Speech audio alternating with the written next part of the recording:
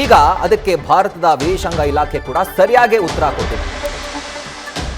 ವಿದೇಶಾಂಗ ಇಲಾಖೆ ವಕ್ತಾರ ರಣದೀಪ್ ಜೈಸ್ವಾಲ್ ತಿರುಗೇಟು ಕೊಟ್ಟಿದ್ದಾರೆ. ಪಾಕಿಸ್ತಾನದ ಹೇಳಿಕೆ ಕಪೋಲ ಕಲ್ಪಿತ ಅಂತ ವಾಪಸ್ ಪಾಕಿಸ್ತಾನಕ್ಕೆ ಮುಟ್ಟು ನೋಡ್ಕೊಳ್ಳೋ ಹಾಗೆ ತಿರುಗೇಟನ್ನು ಕೊಟ್ಟಿದ್ದಾರೆ. ನೋಡಿ, ಒಂದು ರಾಜ್ಯದ ವಿಷಯ ಎಷ್ಟರ ಮಟ್ಟಿಗೆ ದೊಡ್ಡ ಸುದ್ದಿ ಆಗುತ್ತೆ ಅಂತ. ಕಾರಣ ಏನು?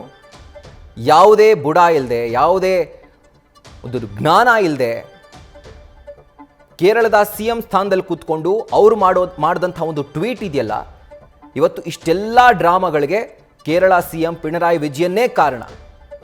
ಸರಿ, ತಿರುವನಂತಪುರಂ ಕ್ಯಾಪಿಟಲ್ ಸಿಟಿ, ಕೇರಳದ ಕ್ಯಾಪಿಟಲ್ ಸಿಟಿ, ಕರ್ಕೊಂಡು ಬಂದು ಹಾಕೊಳ್ಳಿ. ಬೇಕಿದ್ರೆ ಅಕಸ್ಮಾತ್ ಏನಾದರೂ ಬೇರೆ ಜಾಗದಿಂದ ಯಾವುದೇ ಸಮುದಾಯದವರು ಹೋಗಲ್ಲಿ ಟೆಂಟ್ ಹಾಕೊಂಡು ಇದು ನಮ್ಮದೇ ಜಾಗ ಅಂತಂದ್ರೆ ಬಿಟ್ಬಿಡ್ತಾರಾ? ಕೇರಳ CM ಬಿಡ್ತಾರಾ? ಅದನ್ನು ಬಿಟ್ಕೊಡ್ತಾರಾ? ಸಾಧ್ಯನೇ ಇಲ್ಲ. ಯಾರ್ಯಾರು ಅಕ್ರಮವಾಗಿ ಅತಿಕ್ರಮಣ ಮಾಡಿಕೊಂಡು ಅಲ್ಲಿ ಮನೆಗಳನ್ನು ನಿರ್ಮಾಣ ಮಾಡ್ಕೊಂಡಿದ್ದಾರೋ ಅದು ಖಂಡಿತವಾಗ್ಲೂ ಅಕ್ರಮನೇ.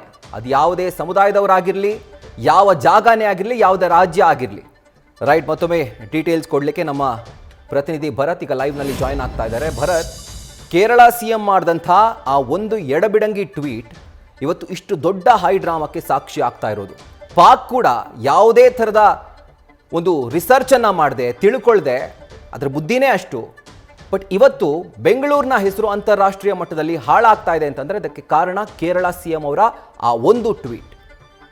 ರಾಹುಲ್, ನಿಜವಾಗ್ಲೂ ಅಂದ್ರೆ ಡೆಮಾಲಿಷನ್ ಡಿಸೆಂಬರ್ 20ನೇ ತಾರೀಕು ಇಲ್ಲಿ ಒತ್ತುವರಿಯನ್ನ ತೆರವು ಮಾಡುವಂತ ಕೆಲಸವನ್ನ ಆಗಿರುತ್ತೆ. ಅದಾದ 3-4 ದಿನಗಳ ಕಾಲ ಯಾವುದೇ ರೀತಿಯಾದ ಒಂದು ಬೆಳವಣಿಗೆ ಕೂಡ ಇಲ್ಲಿ ನಡೆದಿರೋದಿಲ್ಲ. ಯಾವಾಗ ಕೇರಳ ಮುಖ್ಯಮಂತ್ರಿ ಪಿಣರಾಯಿನವರು ಕೇರಳ ಮುಖ್ಯಮಂತ್ರಿ ಈ ಬಗ್ಗೆ ಟ್ವೀಟ್ ಮಾಡ್ತಾರೋ ಅದಾದ ನಂತರ ಇದು ರಾಜಕೀಯವಾಗಿ ಒಂದಿಷ್ಟು ಬದಲಾವಣೆ ಆಗುತ್ತೆ. ಜೊತೆಗೆ ರಾಷ್ಟ್ರವ್ಯಾಪಿ ಕೂಡ ಈ ವಿಚಾರ ಚರ್ಚೆ ಆಗ್ತಾ ಹೋಗುತ್ತೆ. ರಾಜಕೀಯವಾಗಿ ಕೇರಳದವರು ಕರ್ನಾಟಕದಲ್ಲಿ ಆದಂತಹ ಈ ಒಂದು ಇನ್ಸಿಡೆಂಟ್ ನ ದುರ್ಬಳಕೆ ಮಾಡ್ಕೊಳ್ತಾ ಇದ್ದಾರೆ ಅನ್ನೋದನ್ನ ಸ್ಪಷ್ಟವಾಗಿ ಗೊತ್ತಾಗ್ತಾ ಇತ್ತು. ಇದೇ ವಿಚಾರವಾಗಿ ರಾಜ್ಯ ಸರ್ಕಾರ ಕೂಡ ಟಕ್ಕರ್ ಕೊಡುವಂತ ಕೆಲಸವನ್ನ ಮಾಡ್ತು. ಜೊತೆಗೆ ಕರ್ನಾಟಕದಲ್ಲಾಗಿರುವಂತಹ ಒಂದು ದುರಂತ ಇದು, ಕರ್ನಾಟಕದಲ್ಲಾಗಿರುವಂತಹ ಇನ್ಸಿಡೆಂಟ್ ಇದು, ಇದನ್ನ ನಾವು ನಮ್ಮದೇ ಸರ್ಕಾರ ನಾವು ಬಗೆಹರಿಸಿಕೊಳ್ತೀವಿ ಅಂತೇಳಿ ಈಗ ಮುಖ್ಯಮಂತ್ರಿಗಳು ಜೊತೆಗೆ ಸಂಬಂಧಪಟ್ಟಂತ ಅಧಿಕಾರಿಗಳೆಲ್ಲ ಇದನ್ನ ಬಗೆಹರಿಸುವಂತ ಕೆಲಸವನ್ನ ಮಾಡ್ತಾ ಇದ್ದಾರೆ. ಆದ್ರೆ ಈಗ ಪಾಕಿಸ್ತಾನ್ ಇದಕ್ಕೆ ಯಾವ ಕಾರಣದಿಂದ ಈಗ ಮಧ್ಯ ಪ್ರವೇಶ ಮಾಡಿದೆ ಅನ್ನೋದು ಕೂಡ ಈಗ ಪ್ರಶ್ನೆ ಉದ್ಭವ ಆಗ್ತದೆ. ಯಾಕಂತ ಹೇಳಿದ್ರೆ ಭಾರತದ ವಿಚಾರದಲ್ಲಿ ಅವಕಾಶಕ್ಕೋಸ್ಕರ ಕಾಯ್ತಾ ಇರುತ್ತೆ ಪಾಕಿಸ್ತಾನ. ಅಂದ್ರೆ ಅವಕಾಶವನ್ನ ಹುಡುಕಿ ಖ್ಯಾತೆ ತೆಗೆದಕ್ಕೋಸ್ಕರ ಪಾಕಿಸ್ತಾನ್ ಕಾಯ್ತಾ ಇರುತ್ತೆ. ಹಾಗಾಗಿ ಎಲ್ಲೋ ಒಂದು ಸಣ್ಣ ಒಂದು ವಿಚಾರ ಸಿಕ್ತ ಅನ್ನೋದು ಕೂಡಲೇ ಈಗ ಪಾಕಿಸ್ತಾನ ಅಲರ್ಟ್ ಆಗಿ ಇಲ್ಲಿ ಅಲ್ಪಸಂಖ್ಯಾತರ ಮೇಲೆ ಒಂದು ರೀತಿಯಾಗಿ ದೌರ್ಜನ್ಯ ಆಗ್ತಾ ಇದೆ ಅನ್ನೋದನ್ನ ವಿಶ್ವವ್ಯಾಪಿ ಅದನ್ನು ತಲುಪಿಸುವಂತ ಕೆಲಸಕ್ಕೆ ಪಾಕಿಸ್ತಾನ ಈಗ ಮುಂದಾಗಿರುವಂತ. ಅಂದ್ರೆ ಪಾಕಿಸ್ತಾನಕ್ಕೆ ಸರಿಯಾದ ಮಾಹಿತಿ ಇರೋದಿಲ್ಲ. ಪಾಕಿಸ್ತಾನಕ್ಕೆ ಇಲ್ಲಿ ಗ್ರೌಂಡ್ ರಿಯಾಲಿಟಿ ಏನಾಗಿದೆ ಅನ್ನೋದ್ರ ಬಗ್ಗೆ ಕೂಡ ಮಾಹಿತಿ ಇಲ್ಲ. ಕೇವಲ ಭಾರತವನ್ನ ಜಾಗತಿಕ ಮಟ್ಟದಲ್ಲಿ ಟೀಕೆಗೆ ಗುರಿ ಮಾಡಬೇಕು, ಅದನ್ನ ನಗೆಬೆಟ್ಟಲೆಗೆ ಮಾಡಬೇಕು ಅನ್ನೋ ಒಂದು ಉದ್ದೇಶಕ್ಕೋಸ್ಕರ ಈಗ ಪಾಕಿಸ್ತಾನ್ ಈ ಅವಕಾಶವನ್ನ ಬಳಸಿಕೊಂಡು ಒಂದು ಟ್ವೀಟ್ ಮಾಡಿ ಒಂದು ಏನೋ ಚರ್ಚೆಯನ್ನ ಹುಟ್ಟುಹಾಕಿರುವಂತ ಒಂದು ಕೆಲಸವನ್ನ ಮಾಡ್ತಾ ಇದೆ. ಯಾಕಂತ ಹೇಳಿದ್ರೆ ವಾಸ್ತವ ಪಾಕಿಸ್ತಾನಿಗೆ ಸರಿಯಾಗಿ ಗೊತ್ತಿಲ್ಲ.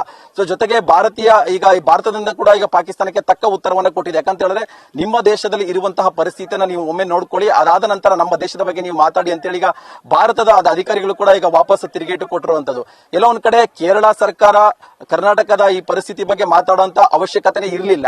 ಕೇರಳ ಸಂಸದರು, ಕೇರಳ ಶಾಸಕರು ಈ ಜಾಗಕ್ಕೆ ಬಂದು ಭೇಟಿ ಕೊಟ್ಟು ಹೋಗುವಂತ ಅನಿವಾರ್ಯತೆ ಕೂಡ ಇರಲಿಲ್ಲ. ಎಲ್ಲ ಒಂದ್ ಕಡೆ ಅವರು ರಾಜಕೀಯ ಉದ್ದೇಶದಿಂದ MP ಆಗ್ಲಿ MLA ಆಗ್ಲಿ ಸ್ಪಾಟ್ಗೆ ಬಂದು ಹೋದ್ರು. ಆದ್ರೆ ಪಾಕಿಸ್ತಾನಕ್ಕೂ ಇದಕ್ಕೆ ಯಾವುದೇ ರೀತಿಯಾದ ಒಂದು ಸಣ್ಣ ಪ್ರಮಾಣದ ಒಂದು ಸಂಬಂಧ ಕೂಡ ಇಲ್ಲ. ಆದ್ರೂ ಕೂಡ ಪಾಕಿಸ್ತಾನ ಕಾಲ್ ಕೇರ್ಕೊಂಡು ಈ ವಿಚಾರವನ್ನ ಖ್ಯಾತೆ ತೆಗೆದು ಒಂದು ಜಾಗತಿಕ ಮಟ್ಟದಲ್ಲಿ ಭಾರತ ದೇಶವನ್ನ ಒಂದು ಚರ್ಚೆಗೆ ಮಾಡಬೇಕು, ಒಂದು ಟೀಕೆಗೆ ಗುರಿಪಡಿಸಬೇಕು ಅನ್ನೋ ನಿಟ್ಟಿನಲ್ಲಿ ಈ ಒಂದು ವಿಚಾರವನ್ನ ಟ್ವೀಟ್ ಮಾಡೋದ್ರ ಮುಖಾಂತರ, ಅದೇ ಅಧಿಕೃತವಾಗಿ ವಿದೇಶಾಂಗ ಸಚಿವಾಲಯದ ಒಂದು ಅಧಿಕೃತ ಖಾತೆ ಏನಿದೆ ಆ ಖಾತೆಯಲ್ಲಿ ಈ ವಿಚಾರವನ್ನ ಪ್ರಸ್ತಾಪ ಮಾಡಿ ಈಗ ಚರ್ಚೆ ಹುಟ್ಟಾಕಿರುವಂತದ್ದು. ರಾಹುಲ್,